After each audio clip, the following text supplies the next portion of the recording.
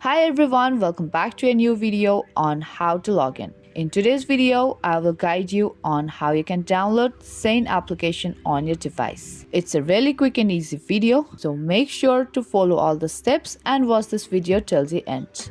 And before we start the video, be sure to subscribe and hit the notification bell in order to not miss any future upcoming videos from our channel. Now let's get into the video. Firstly, open up Play Store or App Store on your device. And there on the search bar, search for Shein.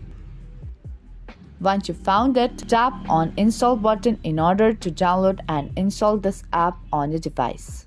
And once you tap on Install button, your app will start to download. Now there you go, you have successfully downloaded and installed Shein app on your device. Then go back to your home screen and there you will find your app on your home screen.